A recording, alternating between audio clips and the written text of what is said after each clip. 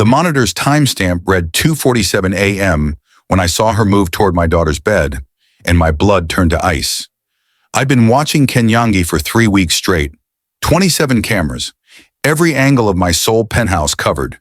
Kitchen, hallways, living room, even the guest suite where she slept. I told myself it was security, protection, due diligence after 17 failed caregivers who'd either quit or stolen from me. But if I'm being honest, it was control. The only thing I had left after losing my wife and watching my daughter disappear into silence. Kenyangi Namasi from Uganda, 31 years old, overqualified for housekeeping with a teaching degree, single mother to a 9-year-old daughter back in Kampala. The agency flagged her application as unusual, which made me suspicious. Nobody leaves a career to clean houses unless they're running from something. So I watched and watched and watched until 2:47 a.m. on a Tuesday, when everything I thought I knew shattered into pieces I'd never be able to put back together. She entered Hana's room on the night vision feed, her silhouette dark against the soft glow of the medical monitors.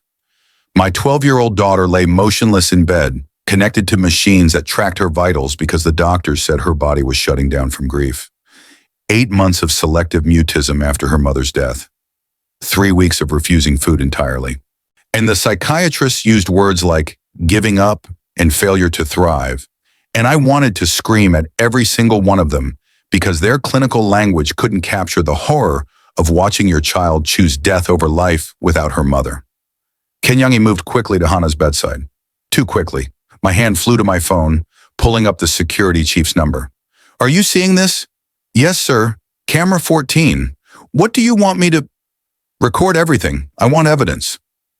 On screen, Kenyangi leaned over my daughter's face, her hands reaching toward Hana's throat. The angle was wrong. I couldn't see exactly what she was doing, but Hana's body jerked suddenly, violently, and the medical monitor started screaming an alarm I'd heard too many times before. "Oh my God," I whispered. "She's hurting her. She's—" Kenyangi straightened, slyly looking directly at one of the cameras. Her face was unreadable in the green night vision glow. She mouthed something I couldn't hear over the monitor's alarm, then turned back to my daughter. I was already running. Down the hallway from my surveillance room, my bare feet slapping against marble floors, my heart hammering so hard I thought it might explode. The monitor alarm got louder as I approached Hana's door, that shrill mechanical scream that meant something was desperately wrong. I slammed the door open. The room was bright now. Kenyangi had turned on the lights. She was holding my daughter upright, one hand supporting Hana's back, the other cupping her face. The medical monitor was still screaming, but Hana's eyes were open, wide open, focused, breathing. "What did you do?" I demanded, my voice cracking.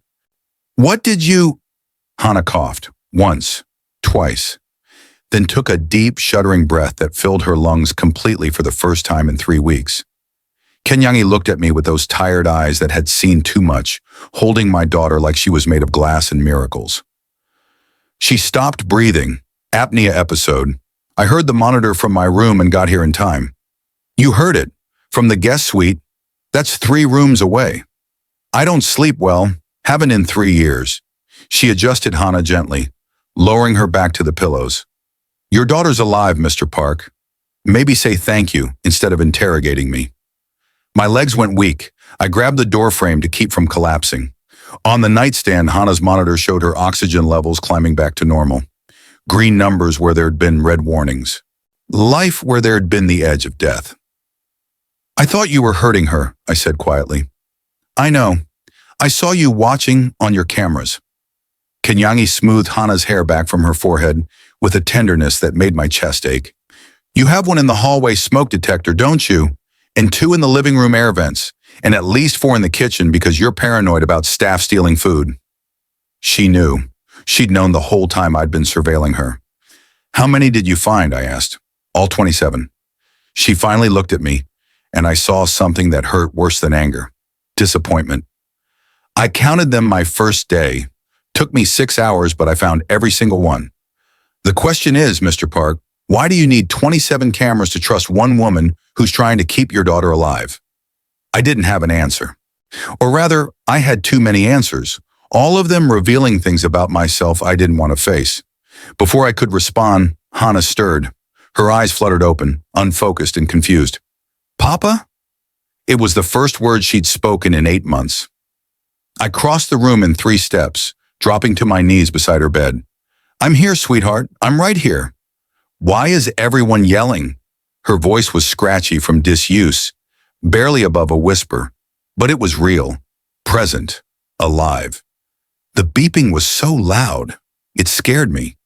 You stopped breathing for a moment, Kenyangi explained gently. But you're okay now. Everything's okay. Hannah's gaze shifted to her, studying this woman who'd appeared in our home 3 weeks ago and somehow made the sterile penthouse feel less like a mausoleum. You're the one who sings, outside my door. You're in Luganda. You heard that? Kenyangi smiled, small and genuine. I didn't know if you were listening. I listen to everything. I just don't talk back. Hannah's fingers found the purple silk scarf draped across her bookshelf, her mother's scarf that Kenyangi had found and given her. Mama used to sing too. Different songs. Korean lullabies. My throat closed up. She hadn't mentioned her mother in months. The therapist said forcing her to talk about the death would make things worse. So we'd all tiptoed around the massive grief filling every room, pretending it wasn't suffocating us. Would you like me to learn some Korean lullabies? Kenyangi asked. I'm not very good at languages, but I could try. Hannah considered this seriously. Only if you teach me Luganda ones too. Fair trade. Deal. They shook hands solemnly. It like negotiating a business contract, and something cracked open in my chest that had been sealed shut since the funeral. This stranger was doing what 17 professional caregivers, 5 therapists, and I had failed to do. She was making my daughter want to engage with the world again, and I'd been watching her on surveillance cameras like she was a criminal. The monitor beeped steadily now, showing normal vitals. Hannah's breathing had regulated, crisis averted, disaster prevented by someone I'd been treating as a threat instead of the miracle she clearly was. I need to check your oxygen levels, Kenyangi said, reaching for the finger monitor. Make sure everything's stable before we let you sleep again. While she worked, I stood awkwardly by the door, feeling like an intruder in my own daughter's room, in my own life. The surveillance feeds were still running in my office down the hall, 27 different angles capturing this moment from every direction, except the one that mattered, the truth. I'd been so focused on watching for betrayal that I'd almost missed the person saving my daughter's life.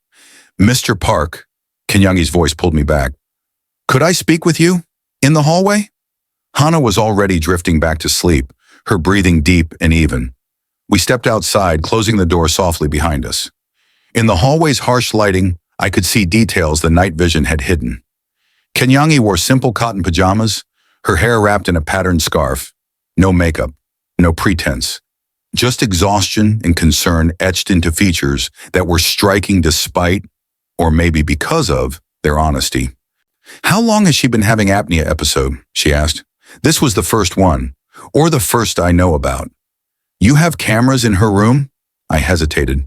One, in the bookshelf, for medical monitoring. So you watch her sleep. I watch to make sure she's still breathing, I corrected, defensive. Do you know what it's like, wondering every night if your child will wake up in the morning? If this will be the night she decides living is too hard? Kenyangi's expression softened. I do, actually. My daughter had malaria 2 years ago. Nearly died. I sat by her bed for 11 days straight, too terrified to close my eyes because I thought if I stopped watching, she'd slip away. I didn't know. You didn't ask. You just installed cameras and watched me like I was going to steal your silverware. She crossed her arms, not angry. I just tired. I know you've been hurt before. The agency told me about the previous caretaker who stole your wife's jewelry, and I know you're scared. Terrified, actually, of losing Hannah the way you lost your wife. But Mr. Park, fear that turns into surveillance isn't protection. It's a prison, and everyone in this house is locked inside it with you. The truth of it hit me like a physical blow. The cameras weren't keeping us safe. They were keeping us isolated, trapped in my inability to trust anyone or anything I couldn't monitor and control. I don't know how to do this differently, I admitted. After my wife died, everything fell apart. People I thought were friends disappeared. Business partners tried to exploit my grief. The first 3 caregivers quit because Hannah's silence was too difficult. The 4th one stole from us. The next 13 just went through the motions, collecting paychecks while my daughter faded away. How am I supposed to trust when everyone proves they can't be trusted? By choosing to trust anyway, Kenyangi said simply, by taking the risk, by accepting that maybe sometimes people surprise you. Like you did tonight, like I do every night. I check on Hannah at 11 p.m., 2 a.m., and 5 a.m. every single night since I started here. The monitor alarm isn't loud enough to wake you in your surveillance room, but it's loud enough to wake me. Tonight was just the first time she actually needed me. My surveillance room was at the opposite end of the penthouse, deliberately positioned for privacy. I'd had no idea Kenyangi was making rounds, keeping watch while I stared at screens instead of actually being present. Why didn't you tell me you were checking on her? Would you have believed me? Or would you have accused me of sneaking around, possibly stealing? She smiled sadly. You see threats, Mr. Park, even when someone's trying to help. Before I could defend myself, or worse, confirm she was right, my phone buzzed. Security chief, I answered. What is it? Sir, the hospital footage I've been reviewing, from 3 weeks ago when we ran Kenyangi's background check. You need to see this. Can it wait until? No, sir. It's about why she left Uganda. The real reason. I looked at Kenyangi, who'd gone very still. Whatever my security team had found, she knew, had been waiting for me to discover it. Send it to my office. I'll review it now. Minho, she said quietly, using my first name for the first time. Let me explain before you watch whatever they found, please. But I was already walking toward my surveillance room, driven by the old familiar need to know everything, control everything, trust nothing I couldn't verify with my own eyes. Some prisons, I was learning, we build ourselves. And some of us lock ourselves inside so thoroughly that even when someone offers us the key, we're too afraid to use it. Now here's a question I need you to really think about, because it matters. Have you ever been so scared of being hurt that you destroyed the thing that could heal you? Have you ever watched someone so carefully for signs of betrayal that you missed all the signs they were trying to save you? Drop your answer in the comments and make sure you hit that subscribe button. Because what I discovered in that footage, what Kenyangi had been hiding, it changed everything. And you're going to want to see where this goes. Turn on notifications, because this story gets darker before it gets light. And I promise you, the truth is worth staying for. The surveillance room felt different now, smaller, more like a cage than a command center. I pulled up the hospital footage my security chief had sent, dated 3 weeks before Kenyangi arrived in Seoul. The timestamp showed Mulago Hospital, Kampala, Uganda. The camera angle was from hospital security, grainy but clear enough. Kenyangi appeared on screen, younger somehow despite it being recent, wearing a teacher's modest dress and carrying a stack of children's books. As she entered the pediatric ward and the footage jumped forward, my team had edited it to the relevant parts.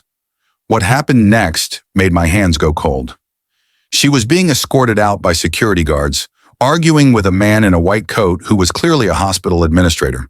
The video had no sound, but I didn't need audio to read the anger in her body language, the way she gestured toward the children's ward, the tears streaming down her face.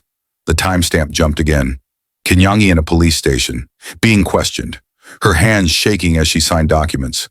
Another jump, a courtroom, her standing before a judge, head held high despite obvious fear. Final jump. Outside the courthouse, reporters shoving microphones in her face while she pushed through the crowd, one hand protecting her face from cameras. My security chief's notes appeared on screen. Charged with assault of medical personnel, case dismissed after 3 weeks, details unclear. Kenyangi left Uganda 2 days after dismissal, entered South Korea on tourist visa shortly after. Assault of medical personnel. This woman who just saved my daughter's life had been charged with attacking hospital staff. I heard footsteps behind me. Kenyangi stood in the doorway, her arms wrapped around herself like she was holding her body together through sheer will. You watched it, she said flatly. My security team sent it. They found it in your background check.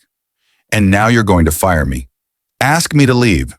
Maybe call your contacts in immigration to make sure I'm deported quietly. She laughed, but there was no humor in it. That's what powerful men do when they don't want messy complications. I'm going to ask you to explain. I paused the footage on her face in the courtroom, capturing the moment right before the judge's ruling. What happened? She was quiet for so long I thought she might refuse. Then she walked into the room, staring at her own image frozen on the screen. There was a boy, 7 years old, came into the emergency ward with his grandmother. He'd been beaten so badly his ribs were broken, one lung was collapsing. The grandmother said he fell downstairs, but I'd seen enough abused children in my teaching career to know the signs. Her voice was steady, clinical, like she was reporting facts instead of reliving trauma. I was volunteering that day, reading to the children in recovery. I saw them bring him in, saw the doctor examine him. Saw him write accidental injury on the chart, even though the bruises were clearly handprints. Adult handprints around a child's throat? My stomach turned. I asked the doctor why he wasn't reporting it. He said the family was prominent, connected, that making accusations without proof would destroy his career. Kenyangi's reflection in the dark monitor showed no expression, like she'd locked everything painful behind walls I recognize. So I took photos, documented the injuries myself, called Child Protective Services directly. And the doctor? Tried to stop me. We fought over the phone. He grabbed my wrist, twisted it hard enough to fracture it. I pushed him off. He fell, hit his head on a desk corner, 16 stitches.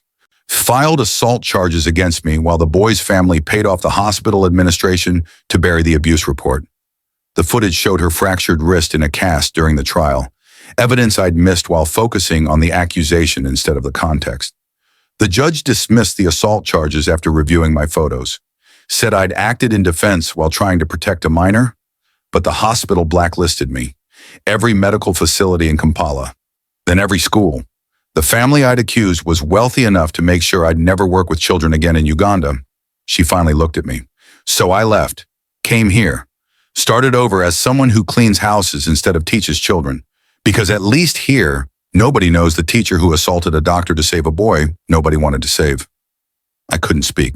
Every word of her explanation felt like an indictment of my surveillance, my suspicion, my careful monitoring of someone who'd sacrificed everything to protect a vulnerable child. The boy, I managed. What happened to him? The case was buried. He went back to his family. 6 months later, I got word from a friend in Kampala that he died. They said it was an accident, that he fell into their pool and drowned. Her voice cracked on the last word. He didn't know how to swim, had a terror of water, but the official report said he climbed into the deep end alone and drowned while his parents were inside. Convenient, clean, untraceable. She turned away from her frozen image on screen, from the courtroom that had freed her legally but destroyed her professionally. So now you know. The woman you hired to care for your daughter has a history of violence, of making accusations against powerful people, of destroying her own life to protect someone else's child. She walked to the door, paused with her hand on the frame. I understand if you want me to leave. I'll pack tonight. Be gone by morning. I won't make trouble. Kenyangi, wait. But I need you to know something first. She looked back, and the exhaustion in her eyes went bone deep. Hana reminds me of that boy. Not the abuse. God, no. But the silence.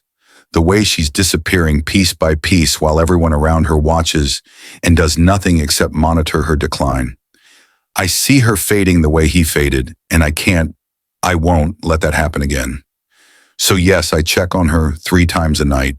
Yes, I sing outside her door, even though she doesn't respond. Yes, I'm violating whatever boundaries you've set because saving children is worth more than keeping my job.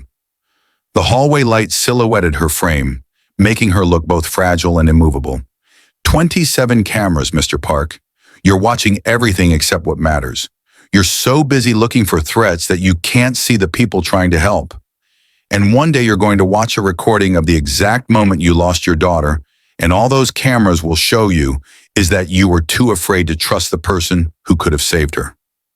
She left. I heard her footsteps fade toward the guest suite, heard the soft click of her door closing. I sat alone in my surveillance room, surrounded by 27 monitors showing 27 different angles of my empty home. kitchen, hallways, into a living room, all captured in high-definition clarity that revealed absolutely nothing about what mattered. On screen 14, Hannah's room showed my daughter sleeping peacefully, her chest rising and falling with the steady rhythm of someone who'd survived another night. The medical monitor displayed stable vitals, green numbers, normal oxygen, life continuing despite my best efforts to control it into something manageable.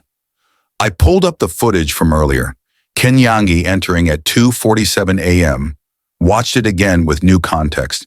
She hadn't been moving to hurt my daughter. She'd been moving to save her. The jerking motion I'd thought was violence was actually Kenyangi clearing Hannah's airway, forcing oxygen into lungs that had stopped breathing. The only crime she'd committed was caring too much. And I'd been seconds away from calling security. From having her arrested, from destroying the one person who was actually helping my daughter survive. My phone buzzed. A message from my security chief. Want me to dig deeper into the Uganda case? I can get court records, witness statements. I looked at the 27 screens, at the elaborate system I'd built to protect myself from betrayal, at the prison I'd constructed out of fear and camera angles, and the desperate need to control every variable. Then I started typing a different message. Disconnect 18 cameras. Keep only the perimeter security and main entrance. Delete all internal footage from the past 3 weeks. Effective immediately. Security chief. Sir, are you sure? We lose coverage of me. I'm sure. Some things aren't meant to be watched. They're meant to be trusted. I powered down the monitors one by one. Kitchen cameras. Off. Hallway surveillance. Disconnected. Living room feeds. Deleted. Each screen going dark felt like releasing a breath I'd been holding since my wife died, since the world became a dangerous place full of people waiting to take whatever I had left. The last monitor I turned off was Hannah's room. I watched my daughter sleep for one more moment, then clicked the power button. The screen went black. For the first time in 8 months, I wasn't watching anymore. I was choosing to trust instead. The next morning, I found Kenyangi in the kitchen, preparing breakfast with the same quiet competence she brought to everything. She didn't acknowledge me when I entered, just continued slicing fruit with precise, practiced movements. I deleted 18 of the cameras, I said. Her knife paused mid-cut. Shimona, why? Because you were right. I was watching everything except what mattered. I leaned against the counter, maintaining distance because I didn't know how to be close to someone without surveillance mediating the space. I saw the Uganda footage, read my security team's report, and I need you to know that what you did, protecting that child, sacrificing your career, that wasn't violence. That was the bravest thing I've heard in years. She resumed cutting, each slice careful and even. But you still investigated me. Still had your team dig into my past. Yes, and I'm sorry. Are you? Or are you sorry you got caught watching? She set down the knife, finally meeting my eyes. There's a difference, Mr. Park. One means you'll stop. The other means you'll just be more careful about hiding the cameras next time. The accusation stung because it was fair. How many times had I apologized for controlling behavior only to find a new way to maintain control? How many relationships had I destroyed by promising trust while secretly verifying everything? I don't know how to do this, I admitted. How to let go of the watching, the checking, the constant need to know where everyone is and what they're doing, and whether they're about to betray me. You start by asking yourself what you're really afraid of. Kenyangi began arranging fruit on a plate with the same care she'd shown everything in my home. Like even breakfast deserved beauty. Is it betrayal? Or is it caring about someone enough that losing them would destroy you? Both, I wanted to say. Because they felt like the same thing. My wife died suddenly, brain aneurysm. No warning. One moment she was laughing at dinner, the next she was gone. The words came out flat, emotionless, because I'd learned to talk about her death like reporting weather. The doctors said she'd had an undetected weakness for years, that it could have ruptured at any time, that there was nothing anyone could have done. But you blamed yourself anyway. I blamed myself for not seeing it, for not insisting on more tests, better imaging, preventative care, for trusting that she was fine when she said she was fine. I watched Kenyangi's hands move, creating order out of chaos. If I'd been watching more carefully, maybe I would have noticed something. Maybe I could have saved her. Or maybe some things can't be controlled, Mr. Park. Maybe some tragedies happen regardless of how carefully you watch. She slid the fruit plate across the counter toward me. Your wife's death wasn't your fault, but destroying your relationship with your daughter by refusing to trust anyone, that is your choice, one you're making every day. Before I could respond, Hannah appeared in the kitchen doorway. She wore actual clothes instead of pajamas. The first time in weeks, her hair was brushed. She looked fragile but present, like someone returning from a long journey. Papa, she said quietly, can we talk? Kenyangi excused herself, leaving us alone. I pulled out a chair for Hannah, and we sat across from each other at the breakfast table, like awkward strangers instead of father and daughter. I heard you and Kenyangi last night, Hannah said, after I fell back asleep. And I heard you in the hallway talking about the cameras. You heard all of that? I hear everything. The therapists think I don't because I don't respond, but I do. She picked at the edge of her sleeve. I know you watch me sleep. I know you have cameras. I know you're scared I'm going to die like Mama did. My throat closed. Hannah. But Papa, the cameras don't help. They just make me feel like I'm always being tested. Like if I do the wrong thing or feel the wrong way, you'll see it and I'll fail at grieving the right way. Her voice was small but steady. Mama wouldn't want you watching me like this. She'd want you being with me. There's a difference. Out of the mouths of 12-year-olds came wisdom that shattered every defense I'd built. You're right, I said. I've been so afraid of losing you that I've been treating you like a problem to monitor instead of my daughter who's grieving. And I'm sorry. I'm so sorry. Hannah's eyes filled with tears. I miss her, Papa. Every single day I miss her so much it feels like I can't breathe. And when I stopped talking, it was because talking meant admitting she was really gone, that I'd never hear her voice again or feel her hug me or... She broke off, crying in earnest now. I moved around the table and pulled her into my arms, holding her while she sobbed 8 months of suppressed grief into my shirt. Her shoulders shook with the force of it, all that pain finally finding release. I know, baby, I know. I stroked her hair the way her mother used to. I miss her too, so much that sometimes I can't stand it.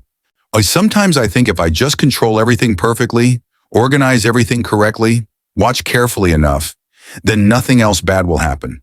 But that's not living. That's just surviving. And Mama wouldn't want either of us to just survive. Hannah pulled back, wiping her face. Kenyangi said something similar. She said surviving grief means carrying love forward, not freezing in the moment someone died. Kenyangi is very wise. She's also really lonely. Hannah's observation was quiet but certain. She misses her daughter, talks about her all the time when we're making chapati. Did you know her daughter is 9 and that Kenyangi sends almost all her money back to Uganda for her father-in-law's cancer treatment? And that she hasn't seen her daughter in person for 4 months because she can't afford the plane ticket? I hadn't known any of that because I'd been too busy investigating Kenyangi's criminal record to ask about her family, too focused on what she might take from us to notice what she'd already given. What if we helped her? Hannah suggested. What if we paid for her daughter to come here, so Kenyangi doesn't have to be so lonely anymore? The simplicity of the solution, the generosity, came so naturally to my daughter that it highlighted my own smallness, my own fear-driven hoarding of resources and trust. I think that's a wonderful idea, I said. In fact, I'll call my lawyer today. Start the visa paperwork. Hannah smiled, actually smiled, the first real smile I'd seen since the funeral. And for the first time in 8 months, I felt something other than crushing fear and desperate control. I felt hope. Over the next 2 weeks, something shifted in our home. Not dramatically, not with grand gestures or emotional scenes, just small, consistent changes that accumulated into something resembling healing. Kenyangi continued checking on Hannah 3 times a night, but now I knew about it, appreciated it, thanked her for it instead of reviewing footage to verify she'd been there. Hannah started eating regularly, small amounts at first, then normal portions. Her color improved. Her energy returned. The therapist called it a breakthrough and wanted to know what had changed. We stopped watching and started being present, I told him. He nodded like that made perfect sense, which maybe it did. The visa paperwork for Kenyangi's daughter moved forward faster than I'd expected, helped along by some well-placed calls and the financial resources I'd previously spent on their surveillance equipment. Her daughter, Ayana, would arrive in 3 weeks. Kenyangi cried when I told her. Not delicate tears, deep, shaking sobs of relief that she tried to hide but couldn't quite manage. I stood awkwardly in the kitchen while she wept, not sure what to do until Hana walked over and hugged her. Then Kenyangi pulled us both close, the three of us standing in a tight knot of grief and hope, and something I was afraid to name. But naming it, acknowledging the feeling growing in the spaces where surveillance used to be, that became unavoidable when Dr. Park Taemin appeared at my office. He was Hana's pediatrician, late 30s, competent, professional, and based on the way he looked at Kenyangi during their last appointment, definitely interested. I wanted to discuss Hana's progress, he said, settling into the chair across from my desk. Her vitals are excellent. She's gained 3 pounds. Mentally, she's more engaged than I've seen in months. Whatever you're doing at home is working. Kenyangi deserves the credit, I said honestly. She's the one who broke through. Yes, she's remarkable. Taemin smiled in a way that made my jaw tighten involuntarily. Actually, I was hoping to get her contact information. I'd like to take her to dinner. Thank her properly for helping my patient recover. Every possessive instinct I'd been trying to suppress roared to life. That's not appropriate. She's my employee. She's an adult woman who can make her own choices about who she spends time with. Taemin's expression remained pleasant, but there was challenge underneath. Unless you have some personal objection? Did I? Did I have a personal objection to another man taking Kenyangi to dinner? Looking at her the way Taemin was clearly planning to? Touching her hand across a restaurant table while making her laugh? Yes, absolutely. Completely irrationally, yes. She's been through trauma, I said instead. In Uganda. She doesn't need complicated romantic entanglements while she's trying to bring her daughter here. How thoughtful of you to make that decision for her. Taemin stood. I'll ask her myself. See what she says. He left. I sat at my desk, gripping the armrest hard enough to leave marks, to were feeling emotions I had no right to feel and didn't want to examine. I'd deleted the cameras. I'd stopped surveilling her. I'd learned to trust, but apparently I hadn't learned to let go. That evening, I found Kenyangi reading to Hana in the living room, a Korean children's book about a tiger who learned to be gentle. They were curled up together on the couch, Hana's head resting on Kenyangi's shoulder in a way that looked so natural it made my chest ache. This was what family looked like, what trust looked like, what I'd been missing while I stared at screens. Kenyangi noticed me watching and smiled, and that smile did something dangerous to my carefully maintained emotional distance. Dr. Park called, I said abruptly.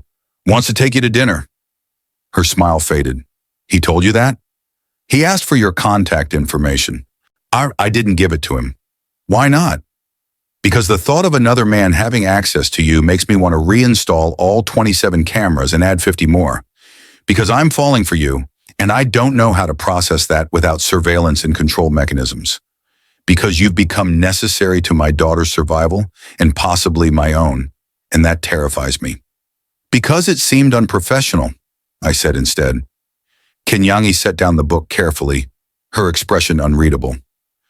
I'm going to put Hana to bed. Then you and I need to talk. It wasn't a request. 20 minutes later, we stood in my study, the former surveillance room, now just an office with empty desk space where monitors used to be. Kenyangi closed the door behind her, and suddenly the room felt very small. Hutch, you don't get to decide who I spend time with, she said quietly. You're not my father. You're not my husband. You're my employer, and employers don't control their employees' personal lives. I wasn't trying to control. Yes, you were. You deleted the cameras, but you're still watching, still making decisions about my life without asking what I want. You've just moved the surveillance from external to internal. She was right. Again. Always right in ways that exposed my worst habits. What do you want? I asked, echoing the question she'd once asked me. Tell me, because I'm clearly terrible at guessing. Kenyangi walked to the window, looking out at Seoul's glittering skyline. I want to bring my daughter here and build a life where she's safe and fed and educated. I want to watch Hana continue healing, and I want to do work that matters instead of just collecting a paycheck. And Dr. Park, Do you want to have dinner with him? She turned and the look she gave me was complicated. Is that what you're really asking? Or are you asking if I want to have dinner with you? The question hung between us like a live wire, dangerous and electric. I don't know, I admitted. I don't know what I'm asking. I don't know what I'm allowed to want. You work for me. You care for my daughter. Getting involved romantically would complicate everything. So would watching you date someone else while I live in your home and raise your child. Kenyangi's laugh was bitter. You see the problem, Mr. Park? We're already complicated. We're already entangled. The only question is whether we're honest about it. My heart hammered against my ribs. What are you saying? I'm saying I see you, not the powerful CEO, not the grieving widower, not the father desperately trying to save his daughter. I see Minho, the man who watches people because he's terrified of being blindsided again, who controls his environment because chaos killed the person he loved most, who's trying so hard to be better but doesn't know how. She stepped closer. And I'm saying that maybe I'm falling for that man. Maybe I have been since the night he deleted those cameras and chose trust over surveillance. But I won't be someone you watch. I won't be managed or monitored or controlled. If you want me, you have to trust me. Really trust me. Without verification or background checks or security reports? I don't know if I can do that. Then tell Dr. Park I'm available. Because I deserve someone who can. She walked to the door, paused with her hand on the handle, waiting to see if I'd stop her or let her go. This was the moment, the choice point. Control or trust, fear or risk, surveillance or love. Don't, I said quietly. Don't have dinner with him. Have dinner with me instead. Tomorrow night. Just us. No cameras. No monitoring. Just two people trying to figure out if this impossible situation could possibly work. Kenyangi turned and hope flickered across her face before she could hide it. Are you asking as my employer or as Minho? As Minho, the one who's terrible at this, who will probably mess it up, but who wants to try anyway because the thought of not trying is unbearable. She smiled then, full and genuine and devastating. Okay, tomorrow night. But Minho, if you have your security team run background checks on the restaurant, the waiters, or the wine selection, I'm walking out. Fair. After she left, I sat in the empty surveillance room and felt something I hadn't felt in years. Anticipation instead of dread. Hope instead of fear. Tomorrow night, I'd take a woman to dinner without knowing every detail of what might happen, without controlling the environment or monitoring the variables or maintaining surveillance over the outcome. I'd just be present, be honest, be vulnerable. It was the most terrifying thing I'd done since deleting those cameras, and maybe that was exactly the point. Before you click away, and I see you hovering over that X button, I need you to ask yourself something. When was the last time you took a real risk on someone? Not a calculated risk, not a controlled experiment, but a genuine leap into the unknown with someone who could hurt you or heal you in equal measure? Because that's what this story is about. Not surveillance or cameras or even romance. It's about whether we're brave enough to trust when trust has destroyed us before. Whether we're willing to be seen when being seen means showing all our broken parts. So hit that subscribe button if you've ever rebuilt yourself after betrayal. Smash that like button if you've ever deleted your own version of cameras. The walls, the tests, the ways we protect ourselves from connection. And drop a comment telling me, what would you do if you were Minho? Would you risk falling for Kenyangi? Or would you choose safety over the possibility of something real? Because the dinner date I'm about to tell you about, it changes everything. And you won't want to miss what happens when two broken people stop watching each other and start actually being together. The restaurant was small, intimate, the kind of place where conversations mattered more than appearances. I'd chosen it deliberately, no VIP sections where we'd be isolated, no private rooms where I could control the environment, just a regular table by the window where we'd be two people among many, equal and exposed. Kenyangi arrived exactly on time, wearing a simple dress that somehow made her look both elegant and approachable. She'd left her hair natural, loose around her shoulders, and I realized I'd never seen her this way. The version of herself she saved for moments that mattered. You look beautiful, I said, because it was true and because I was trying to be honest instead of careful. You look nervous, she replied, sitting across from me. I am. Terrified, actually. Good, so am I. The admission created space between us, not distance, but room for truth. We ordered without studying the menu too carefully, both of us more focused on each other than food. I've never done this before, I admitted. Dated someone who works for me, who lives in my home, who knows all my worst habits and still agreed to be here. I've never dated someone with 27 cameras before. Well, 9 now. Progress. Kenyangi's smile took the edge off. So we're both figuring this out. Tell me about your daughter, Ayana. What should I know before she arrives? Kenyangi's entire expression softened. She's brave. Too brave sometimes. After her father died, she had to grow up fast, helping her grandmother, is taking care of me when I couldn't function. She's 9 but feels older. She paused. And she's protective. When I told her about Hana, about you, she made me promise you weren't like the men who tried to help after my husband died. What men? The ones who thought a widow with a daughter was vulnerable, easy to manipulate, who offered help that came with strings attached. Her fingers tightened around her water glass. Uganda isn't easy for single mothers, especially ones blacklisted from teaching. I had options, none of them good. Coming here was choosing dignity over desperation. Understanding clicked into place. That's why you were so direct in the interview. Why you challenged me. I needed to know if you were someone who'd respect boundaries or someone who'd test them. Is someone who'd treat me as a person or as property. She met my eyes.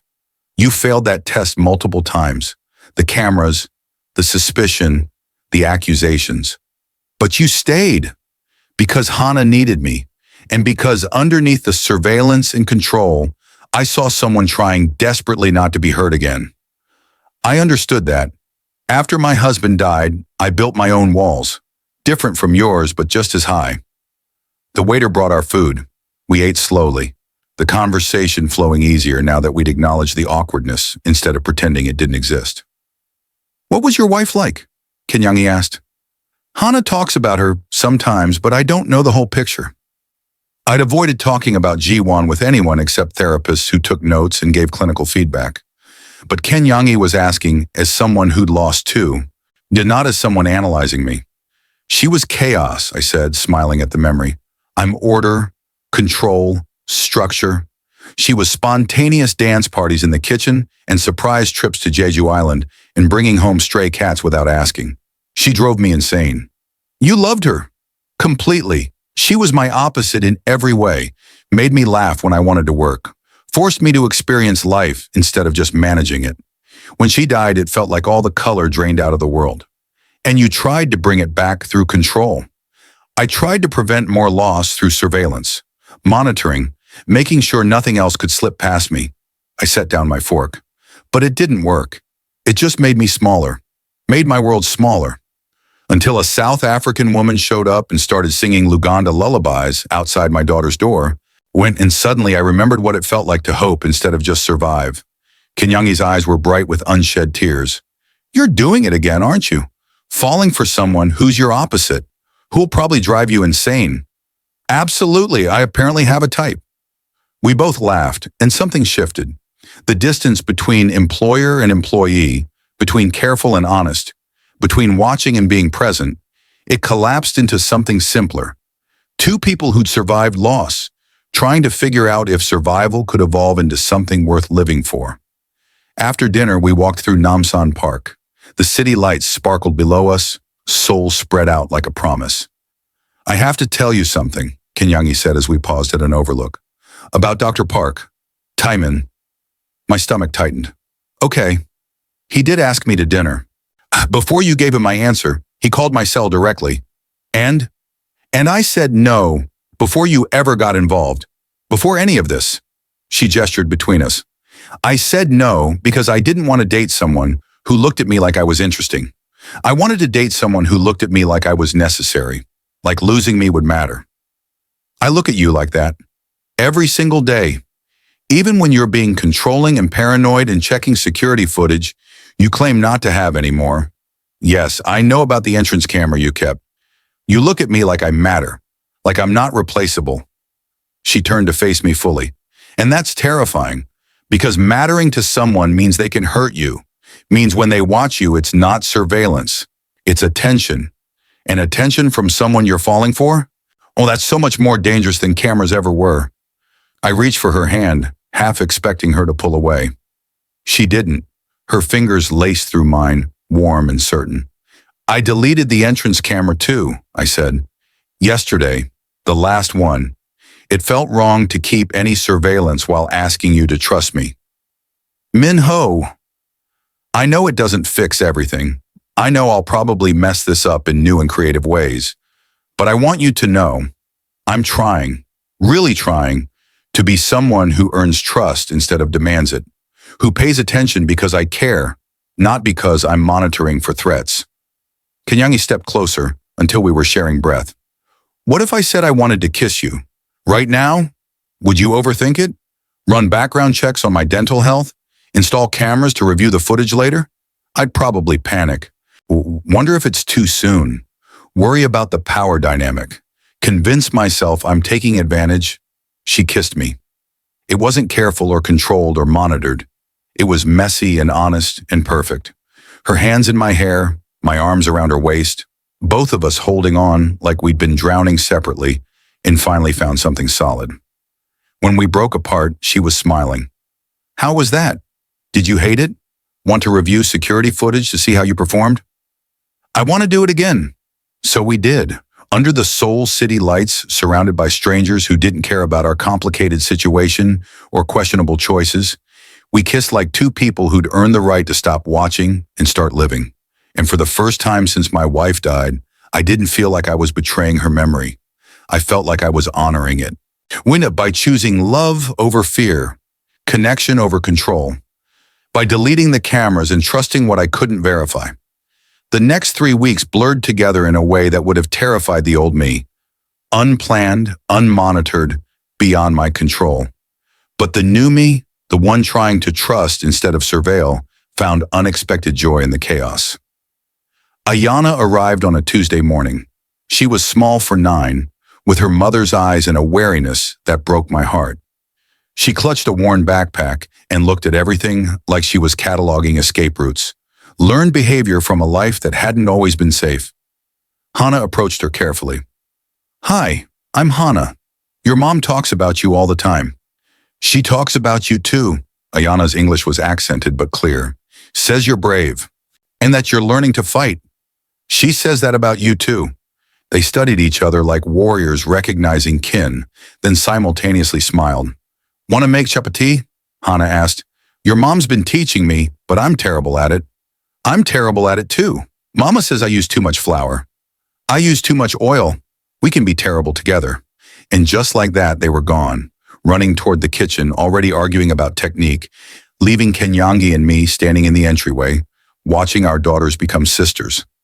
She likes Hana, Kenyangi said quietly. I was worried that they wouldn't connect. I pulled her close. They're both survivors. Both learning to live instead of just survive. Of course they connected. That night, all 4 of us, me, Kenyangi, Hana, and Ayana sat around the table eating misshapen chapati and laughing about our combined incompetence. It felt like family, messy and imperfect and completely beyond my ability to control. It felt like home. But happiness, I was learning, doesn't exist in isolation.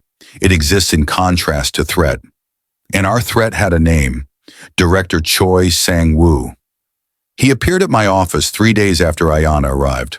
I should have seen him coming, should have maintained some surveillance, should have kept enough cameras to warn me when enemies approached, but I'd chosen trust, and trust meant vulnerability. Park Min-ho, Choi said, settling into the chair across from my desk like he belonged there. We need to discuss the merger vote next week. We've discussed it. I'm voting no. The displacement of 300 families is unconscionable. Is it? More unconscionable than destroying your daughter's happiness? He smiled and everything in me went cold. I've been watching your house, Park. Interesting new addition. The African woman's daughter. Ayana, isn't it? Lovely child. Would be a shame if immigration discovered her mother's visa overstay from 4 months ago. The world tilted. What? Kenyangi Namatsi overstayed her initial tourist visa by 3 weeks before converting to work authorization. That's a deportable offense. Immediate removal. 10-year entry ban. Choi leaned back, casual. Of course, I could forget to mention it to my friends on the Immigration Advisory Board. If you vote yes on the merger. Blackmail. He was blackmailing me using the woman I loved and the daughter who depended on her. This is about the development project from 3 years ago, I said flatly. When the one I blocked because it would have destroyed 3,000 families. The one that cost me $2 billion, won, and my family estate. Yes. Choi's smile never wavered.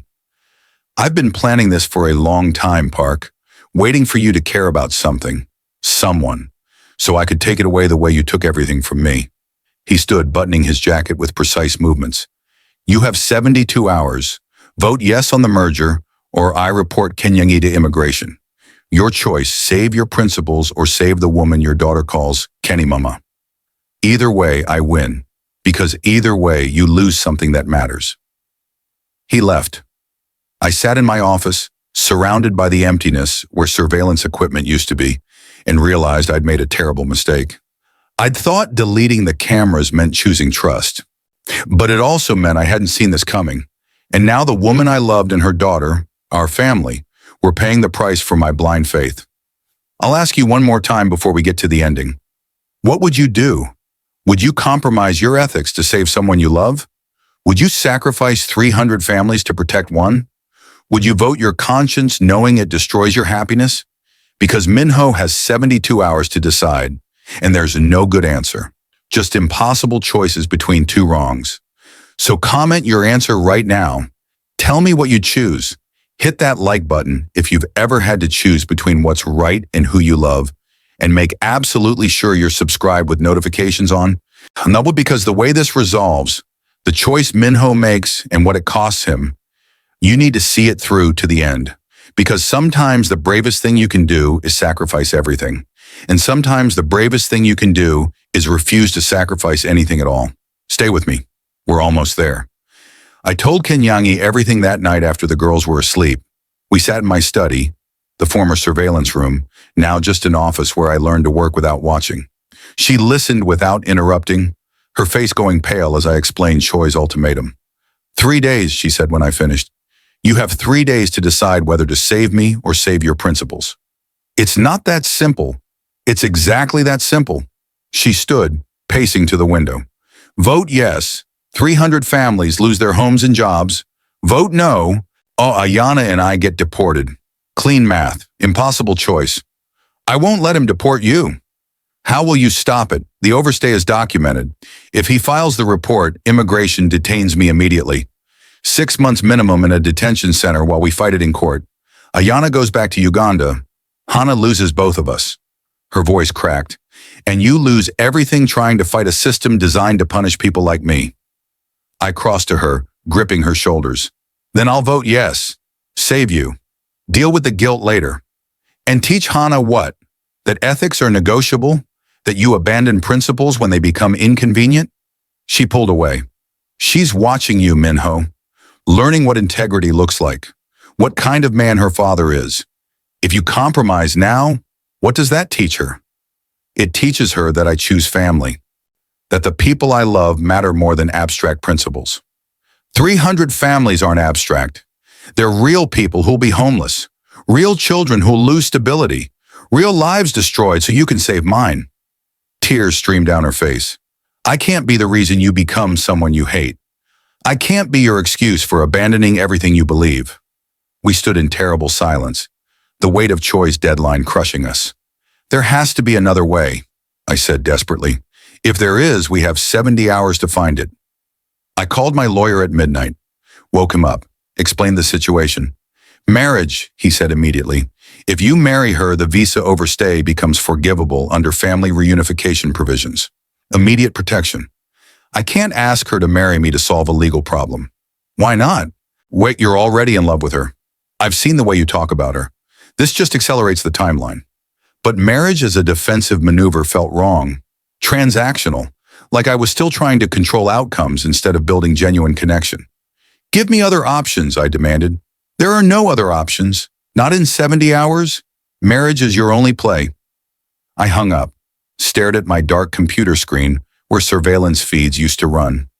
Tried to think of a solution that didn't involve either compromising my ethics or destroying my family. Nothing came. At 2:47 a.m., the same time Kenyangi had saved Hana weeks ago, I found her in the kitchen, unable to sleep. "I can't marry you to fix this," I said without preamble.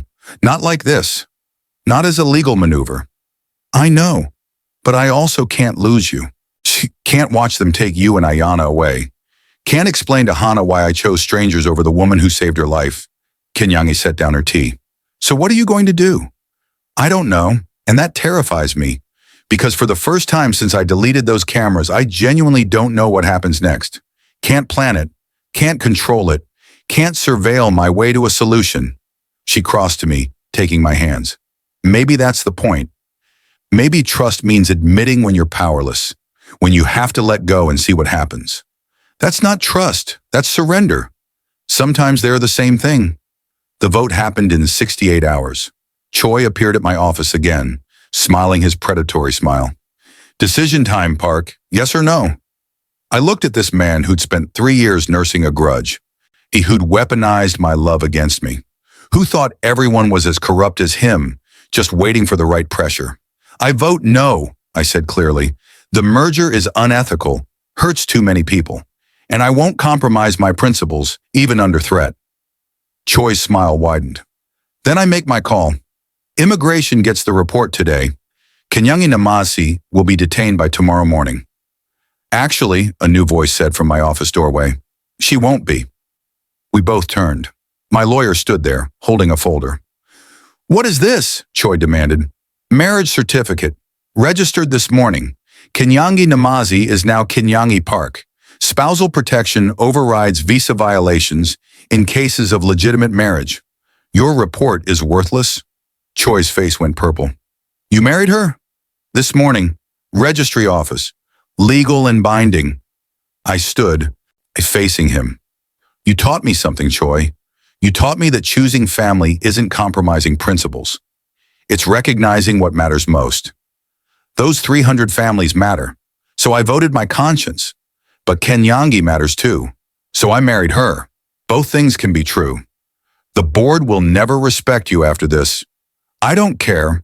Respect from people who threaten the vulnerable is worthless." I walked to my office door, opening it. "You're suspended pending ethics investigation. Security will escort you out. And Choi, you lost. Not because I'm stronger, because you thought everyone was as broken as you. You were wrong." He left, cursing, threatening lawsuits, promising revenge. None of it mattered, because I'd chosen both. Voted my conscience and protected my family. Refused the false choice Choi had tried to force. Then after my lawyer left, I sat alone in my office and called Kenyangi. "It's done," I said when she answered. "You're safe. The vote failed. Choi's suspended." Silence, then, "You married me without asking." Again. My stomach dropped. "The lawyer said it was the only way." "I know what the lawyer said. I was there. At the registry office this morning." Her voice was steady but cold. "You made a decision about my life, about our lives, without checking if it's what I wanted. Kenyangi, I'll see you at home. We need to talk." She hung up, and I realized that even when I thought I was choosing trust, I was still controlling outcomes, still managing instead of partnering, still treating her like someone to protect instead of someone to choose with. Some cameras, I was learning, we carry inside ourselves. And those are the hardest ones to delete. When I got home, Kenyangi was waiting in the living room, alone. The girls were at a friend's house, Hana's first social outing since her mother died. "Before you say anything," I started. "I'm sorry, I should have asked. Should have discussed it with you first instead of making decisions." "Minho," she cut me off. "I was there, at the registry office, this morning. I signed the papers." I stopped. "What?" "Your lawyer called me at 6 a.m., explained the situation, asked if I'd be willing to marry you to solve the legal problem. I said yes." She stood crossing to me. "So yes, you made a decision without me. But I made the same decision. We both chose each other without asking first." "I don't understand." "We're both control addicts, Minho. You with your cameras and surveillance. Me with my walls and testing. Both of us so scared of being hurt that we hurt ourselves instead." She took my hands. But I'm tired of being scared, tired of building walls. So I married you, not because you asked properly, not because it was romantic, but because when I imagined my life without you, without Hannah, without this impossible, beautiful, complicated family we're building, it felt like death, like choosing survival over living. And I'm done just surviving. I pulled her close, burying my face in her hair. I love you. I should have said it before. Should have asked properly. Should have. You love me. I love you. We married each other this morning in a government office with no flowers or witnesses because we're both disasters at romance. She laughed against my chest. But we're disasters together. And somehow, that feels like enough. We kissed. Long and deep and real. No surveillance. No monitoring. Just two broken people choosing each other, despite every logical reason not to. The girls will be home soon, she murmured. We should probably tell them they have a stepfather now, and a stepsister. How do you think they'll react? Hannah will probably say she knew all along. Ayana will interrogate you about your intentions. Both will demand cake. Kenyangi smiled. Family. Family, I agreed. And for the first time since my wife died, the word didn't feel like a ghost. It felt like a promise. 6 months later, I stood in our bedroom watching Kenyangi sleep. Not on a monitor, not through surveillance, just present. Paying attention because I cared, not because I was afraid. The cameras had been gone for months. All 27 deleted, donated to organizations that needed them more. I'd learned to trust without verification, to love without controlling. It wasn't easy. Old habits died hard. Sometimes I still reached for my phone to check locations. Still felt the urge to monitor, verify, surveil. But Kenyangi was patient. Called me out when I slipped. Reminded me that trust was a choice made daily, not a destination reached. Hannah was thriving. Back in school. Making friends. Still grieving her mother but carrying that love forward instead of freezing in it. She and Ayana were inseparable. Sisters in everything but blood. Choi lost his board seat, lost 3 other corporate positions, lost everything trying to destroy me because he couldn't understand that some people choose integrity over revenge, love over leverage. I'd won. We'd won. It not because I'd outsmarted him or controlled the outcome, but because I'd finally learned to let go, to trust, to delete the cameras and actually live. Kenyangi stirred, opening her eyes. You're watching me sleep. That's creepy. I'm admiring my wife. Still creepy. She pulled me down beside her. Go back to sleep. I wrapped my arms around her, feeling her heartbeat against my chest. Solid, real, unmonitored. Thank you, I whispered. For what? For calling me a coward on your first day. For refusing to shrink yourself to fit my fear. For saving my daughter. For saving me. I kissed her forehead. For teaching me that love isn't about watching. It's about being present, being honest, being brave enough to trust when trust has destroyed you before. You're welcome. Now sleep. Ayana has football practice at 8 and Hannah has violin. We need rest before the chaos. I closed my eyes, surrounded by the family I'd built, not by controlling outcomes, but by choosing connection, by deleting cameras and trusting what I couldn't verify. And for the first time in years, I slept without fear, because the only thing worth watching was happening right here, in the space between surveillance and trust, between control and love, in the choice to be present instead of protected, to delete the cameras and actually live. So here's my final question for you. What cameras do you need to delete? What surveillance systems, literal or metaphorical, are you maintaining out of fear? What are you watching instead of experiencing? Because this story isn't really about Minho and Kenyangi. It's about all of us. When every person who's been hurt before and decided protection was safer than connection. Every person who monitors instead of trusts, controls instead of loves, watches instead of lives. What would your life look like if you deleted your cameras? If you chose vulnerability over safety? If you trusted someone completely even though they could destroy you? I want you to think about that. Really sit with it. And then I want you to tell me in the comments what you're going to do differently. What risk you're going to take. What camera you're going to delete. Because stories only matter if they change us. And this story, Minho's journey from surveillance to trust, from control to love, from watching to living, it can change you too, if you let it. Subscribe if you're ready to delete your own cameras. So like this video if you've ever rebuilt yourself after betrayal. Share it if you know someone who needs permission to trust again, because we're all just trying to survive. And sometimes survival means letting go. Sometimes the bravest thing you can do is delete the cameras and see what happens when you stop watching and start living. Thank you for staying until the end. Thank you for being present instead of just watching. I'll see you in the next story, if you trust me enough to come back.